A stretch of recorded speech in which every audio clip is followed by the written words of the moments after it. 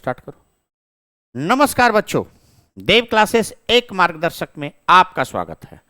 तो हम लोग आज चर्चा करने वाले बीपीएम के कार्यों की।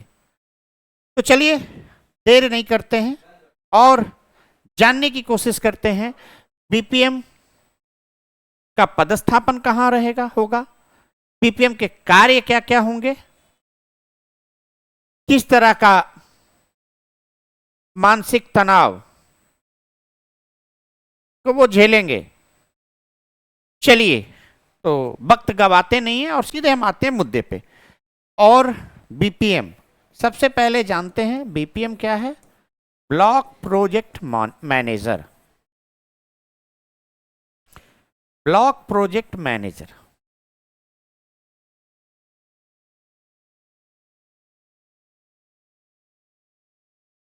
मैनेजर ठीक है, शॉर्ट फॉर्म में लिखे हैं एमएनजी। ठीक है, आमतौर पे प्रयोग ये होता है।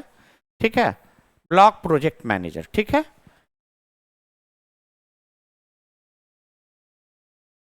प्रखंड परियोजना प्रबंधक। परियोजना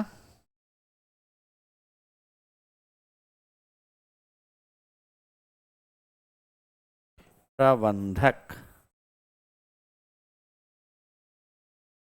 प्रखंड परियोजना प्रबंधक। अब सबसे पहले जानते हैं इसका पदस्थापन क्या होगा। तो आपके पास जो 534 ब्लॉक हैं, 534, इसमें कहीं भी हो सकता है आपका पदस्थापन।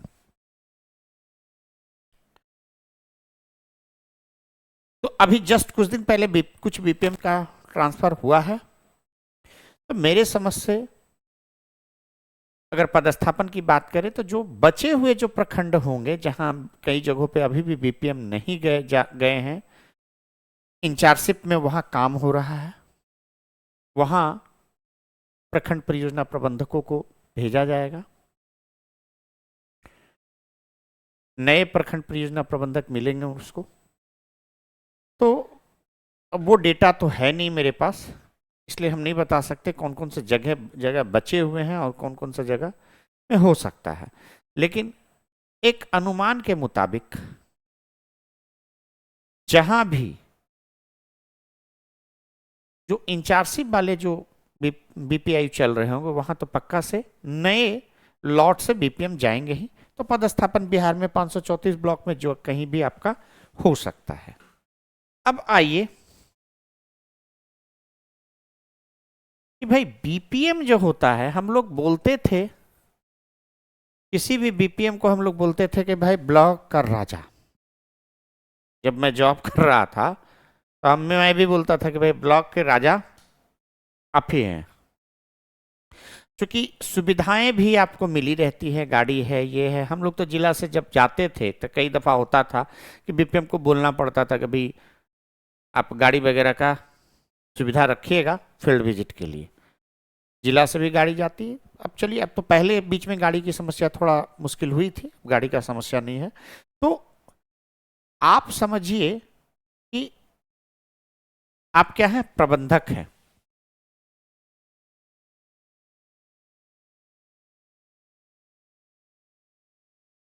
आप प्रबंधक हैं, तो प्रबंधक के रूप में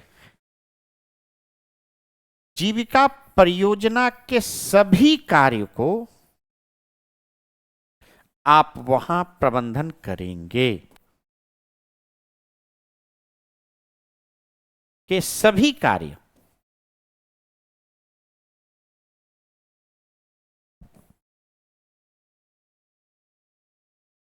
करवाना या इंप्लीमेंट कराना वो आपकी जिम्मेवारी होगी, एक बीपीएम की जिम्मेवारी होगी। प्रखंड में, आपके ब्लॉक में जो भी जीविका जो भी कार्य कर रहा है, वो प्रत्येक काम के जिम्मेवार आप होंगे। वो 10, 11, 12, 15 जो भी थीम है, वो सभी थीम का कार्य आपके द्वारा करवाना पड़ेगा, समान भागीदारी के साथ, समान इंटरेस्ट के साथ। कई बार क्या होते हैं, कोई कोई बीपीएम आप पे हावी होंगे, माइक्रो फाइनेंस के हो सकते हैं, कोई आईबीसीबी के भी, नहीं मेरा काम होना चाहिए, मेरा काम होना चाहिए। लेकिन आप एज ए बीपीएम आपको समझना है कि भाई उन कौन सा काम आपकी प्रायोरिटी लिस्ट में है और कौन सा काम आपको पहले करवाना है।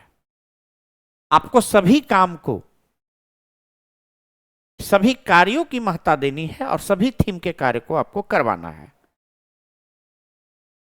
एक तरह से आप यहां पे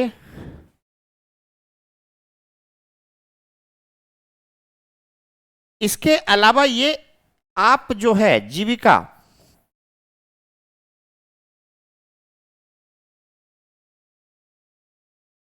और जो जिला प्रशासन जो होगा या ब्लॉक प्रशासन वहां कर सकते हैं, प्रखंड प्रशासन के बीच आप समन्वय भी करेंगे।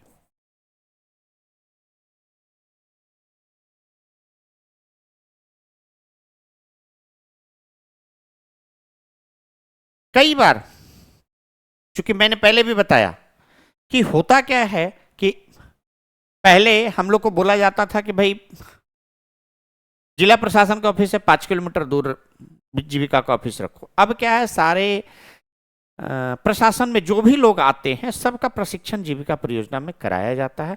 तो वो यहाँ के मैन पावर, एचआर पावर को तो जानते हैं, साथ साथ में वो कैडर, जो कैडर है, एसएचजी है, बीओ है, सीएलएफ है, तो वो पूरे सिस्टम को समझ लेते हैं। और उनको लगता है, जिला प्रशासन को लगता है कि अगर जीविका के साथ समन्वय स्थापित करके कोई भी योजना को लागू करवाया जा सकता, किसी भी योजना को। और सरकार भी अब यही चाहती है कि जितनी भी योजनाएं हैं जीविका दीदियों तक ही पहुंचनी है, क्योंकि हर घर में हम जीविका से जुड़ चुका है।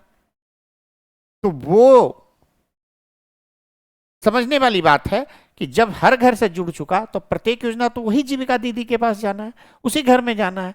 तो ये जो सिस्टम बन गया है, डिलीवर करने का सिस्टम जो बन गया है, तो प्रशासन आपका सहयोग लेगा और आप जिला और जीविका और प्रशासन के बीच एक कड़ी होंगे, एक समन्वय स्थापित करेंगे।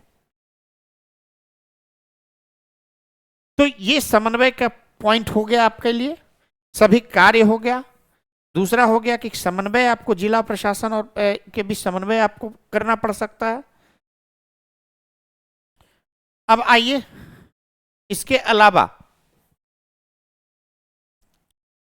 मैंने थीम हर जगह बता दिया है कि कितने तरह का थीम लगभग रहेंगे। अगर आप चाहते हैं तो यहां फिर से एक बार चर्चा कर लेते हैं कि IBCB theme, SD, HN, MF, CF, non farm,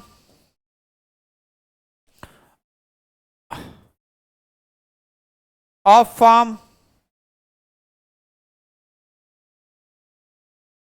livelihood, live stock,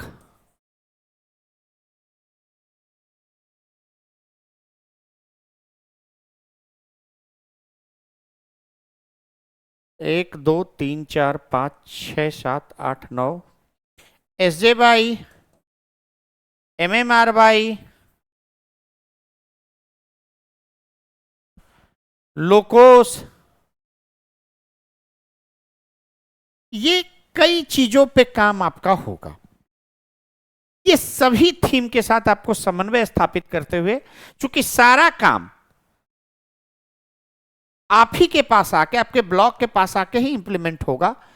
और आपके ब्लॉक को ब्लॉक नहीं कहा जाता, ब्लॉक बीपीआई कहा जाता, ब्लॉक प्रोजेक्ट इंप्लीमेंटेशन यूनिट, यानी कि हर योजनाएं, हर काम आपके यहां इंप्लीमेंट होना है। तो ये जितने भी जीविका के थीम हैं, सारे थीम आपके पास आएंगे और आपको उसका काम कराना होगा। इसके अलावा आपके पास जितने भी एसएचजी वीओ, ग्राम संगठन, सीएलएफ जो भी हैं, सब आपके पास उसका मंथली रिपोर्ट आप अपने सीसी एसी कैडर के द्वारा तैयार करके ससमय, क्योंकि ब्लॉक के हेड आप हैं, अगर एक सीएलएफ का रिपोर्ट आपका नहीं गया उसके लिए जिम्मेवार आप होंगे। आपका कुछ एसएचजी का रिपोर्ट अगर बचा रह गया उसके लिए जिम्मेवार आप हैं। यानी ब्लॉक में कुछ भी कमी बेशी रहती है सबके लिए जिम्मेवार आप हैं। अगर आपके यहां बुक्स ऑफ रिकॉर्ड ठीक नहीं लिखे जा रहे उसके लिए जिम्मेवार आप हैं। भले ही आप नए नए जाएंगे लेकिन वहां जो कार्य होंगे उसको आपको ध्यान रखना होगा। तो यहां आपको समझ में आ गया कि ये कार्य आपको करवाना है, इसके साथ समन्वय स्थापित करना है। और कई तरह का रिपोर्ट जाएगा आपको, IVCB report, SD, HN, MF, CF, सब सारा रिपोर्ट आपको हर महीने जिला को भेजना होगा। और तो आप प्लान बना लेंगे कि भाई 30 तारीख तक हमारे पास सारा रिपोर्ट मेरे टेबल पे आ जाए, ताकि आप हर सीसीएससी, हर सीएलएफ का रिपोर्ट को कंपाइल करें और वो कंपाइल करके आप जो है जिला को भेजें। आपको यहां पे कुछ वित्तीय शक्तियां भी मिली रहेगी।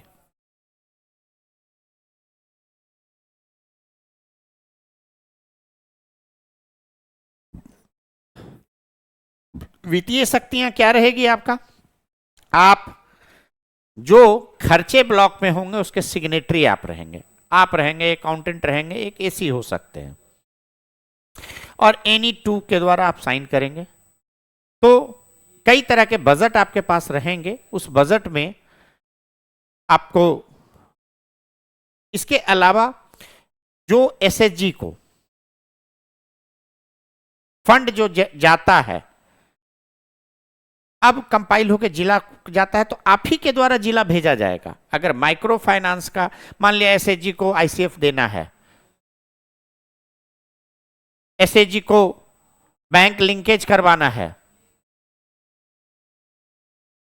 अभी जीविका निधि का गठन हुआ है तो जीविका निधि का गठन होने के बाद क्या है, उसमें पैसा आपको वहां ट्रांसफर करवाना है। तो जो संपूर्ण रूप से सभी एक्टिविटी जो है आपको वहां करना होगा। मैंने बताया कि वित्तीय शक्तियां में आपको ऑफिस एक्सपेंसेस कुछ रहेंगे, उस ऑफिस एक्सपेंसेस को करने की क्षमता आपको रहेगी, आपको पावर रहेगा। कुछ प्रशासनिक आपको, चलिए अब थोड़ा मैं अपना भी प्रचार कर लूं कि भाई हमारे पास जीविका के जो भी बीपीएम्स बनेंगे, आपसे नम्र निवेदन होगा कि मेरे पास बिहार बोर्ड और सीबीएसई और कंपटीशन बहुत ही हिंदुस्तान में सबसे कम रेट पे हम लोग दे रहे हैं। 999, 9वां से 10वां 1099, 1299 में 11वीं 12वीं का पढ़ाई देंगे। 5वां 6वां सीबीएसई बोर्ड है 1999, क्लास 9 to 10 2099, 11 से 12 और 2299। इसी तरीके से आप देखिए कंपटीशन क्लास में फाउंडेशन बैच जो है 799 में है, मैथ और रीजनिंग का सिर्फ क्लास करेंगे तो 499 है, ठीक है। जीएस स्पेशल 499 है, 399 में इंग्लिश स्पेशल है, 1299 में पैरा मेडिकल, पॉलिटेक्निक 1299। ये कोर्सेस में हमारे पास उपलब्ध हैं। हमारे देव क्लासेस ऐप पे जाकर बच्चे पढ़ सकते हैं डाउनलोड करके, और आप बीपीएम के रूप में जहां भी ज्वाइन करेंगे, आपसे नम्र निवेदन होगा कि जीविका के दीदी को बताएं कि हम लोग 25% डिस्काउंट उनके बच्चों को मिल देंगे हम लोग इस कोर्स में।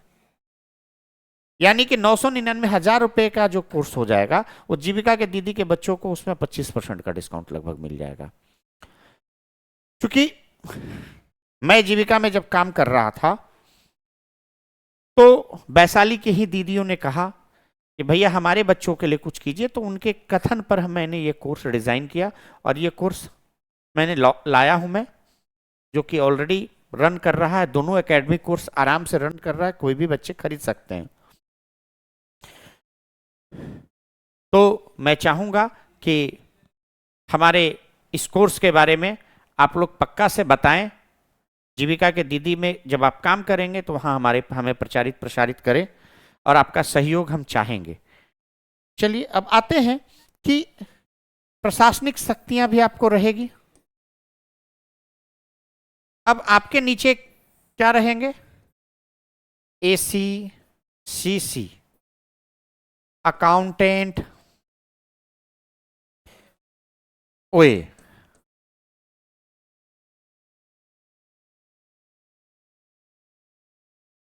ओए, ठीक है। तो ये अब ब्लॉक आईटी भी आप ही के पास आ जाएंगे, आईटी एग्जीक्यूटिव भी आ जाएंगे, फिर यहां पर लाइवलीहुड स्पेशलिस्ट भी आ जाएंगे, स्पेशलिस्ट भी आ जाएंगे, फिर ढेर सारे कैडर आपके अंडर में रहेंगे। तो ये जो आपके पास जो जीविका के स्टाफ होंगे, जो भी स्टाफ होंगे, वो रिपोर्ट आपको करेंगे, आप उनके रिपोर्टिंग होंगे। एसीसीसी से के एब्सेंटी बनाने का जिम्मा आपका होगा, आप ही के द्वारा एब्सेंटी बन के जिला को जाएगा, तब उनका वेतन निर्धारित होगा, आप उसके परफॉर्मेंस अप्रेजल करेंगे, ठीक है। इनका पीए, अटेंडेंस,